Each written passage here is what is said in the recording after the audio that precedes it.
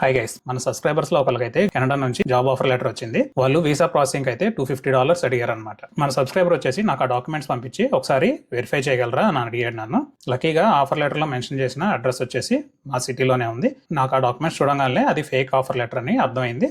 And still నేను అక్కడ mention చేసిన అడ్రస్ కి వెళ్ళి మరీ చెక్ చేశాను. ఒకసారి పైన వీడియోలో కూడా చూడండి, ఆ ప్లేస్ మొత్తం అండర్ కన్స్ట్రక్షన్ లో ఉంది. అండ్ నేను అక్కడ మెన్షన్ చేసిన డైరెక్టరీ మొత్తం చూశాను, ఆ బిజినెస్ అయితే అక్కడ రన్ అవ్వట్లేదు. అందరూ కూడా ఇలా వెరిఫై చేసుకోలేకపోవచ్చు. బట్ ఈ స్కామర్స్ పంపించే ఆఫర్ లెటర్ కానీ వేరే డాక్యుమెంట్స్ కానీ ఎంత పక్కాగా ఉంటాయో, బట్ స్టిల్ అందులో మీరు మిస్టేక్స్ ని ఎలాగా కనుక్కోవచ్చో నేను మీకు చూపిస్తాను. ఒకసారి ఈ డాక్యుమెంట్స్ చూడండి. ఈ స్కామర్స్ అనే వాళ్ళు డాక్యుమెంట్స్ ఎంత పక్కాగా తయారు చేస్తారో.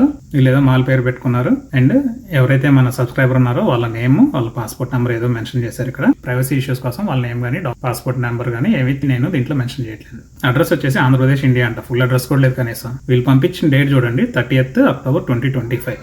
ఓకే, అండ్ జాయినింగ్ డేట్ వచ్చేసి 5th December 2025. అంటే మీకు ఎగ్జాక్ట్గా 35 days కూడా లేదు.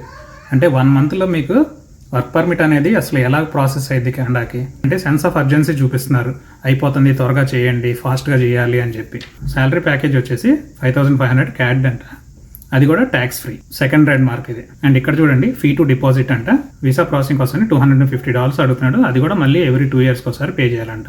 ఇలాంటి స్కామర్స్ ఏం చేస్తారంటే ఈ $250 కట్టించుకొని ఆ 1 month సెన్స్ ఆఫ్ అర్జెన్సీ చూపిస్తున్నారు కదా, ఆ లోపే మీ చేత ఇంకొంచెం డబ్బులు కట్టించుకొని ఆ తర్వాత ఇంకా ఫోన్ కూడా ఎత్తారు, ఈమెయిల్ కూడా రెస్పాండ్ అవ్వరు. ఇక్కడ చూడండి, అదర్ అలవెన్సెస్ అండ్ బెనిఫిట్స్ అంట. Accommodation fully furnished international standard housing provided అంట. 5500 వచ్చే ఏ మేనేజర్ కూడా కెనడాలో నాకు తెలిసి ఏ కంపెనీ కూడా ఫుల్లీ ఫర్నిష్డ్ ఫ్లాట్ అయితే ఇవ్వదు. ఫ్రీ ఎడ్యుకేషన్ ఫర్ చిల్డ్రన్ అంట. కెనడాలో ఎడ్యుకేషన్ అనేది ఫ్రీ. అసలు వాళ్ళు సపరేట్ గా కంపెనీ ఏం ప్రొవైడ్ చేసిందో నాకు తెలియదు. బిగ్గెస్ట్ రెడ్ మార్క్ చూడండి ఇక్కడ, 40 పెయిడ్ హాలిడేస్ పర్ ఇయర్ అంట. అండ్ మళ్ళీ ఇక్కడ వచ్చేసి యాన్యువల్ లీవ్స్ వచ్చేసి 30 calendar days అంట. మొత్తం 70 days సెలవులే ఇచ్చేస్తే మీకు ఇంకా వర్క్ ఏముంటుంది.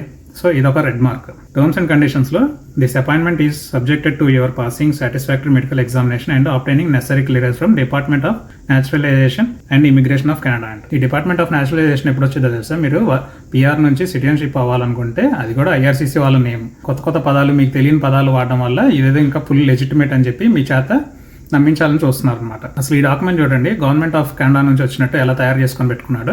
ఎప్పుడైనా గుర్తుపెట్టుకోండి, గవర్నమెంట్ ఆఫ్ కెనడా వాడి నుంచి వచ్చే ఎనీ డాక్యుమెంట్ మీకు టైపోస్ కానీ, ఎర్రర్స్ కానీ, గ్రామటికల్ మిస్టేక్స్ కానీ ఏమీ ఉండవు. సో ఇలాగ స్కామర్స్ అనేవాళ్ళు స్కామ్ చేయడానికి ట్రై చేస్తుంటారు. మీరు మాత్రం ఎప్పుడు కూడా క్రాస్ వెరిఫై చేసుకోండి. ఎవరైనా డబ్బులు కట్టమన్నారే అంటే కనుక ఖచ్చితంగా అది పెద్ద రెడ్ ఫ్లాగే. వాళ్ళని అవాయిడ్ చేయండి. Thank you very much.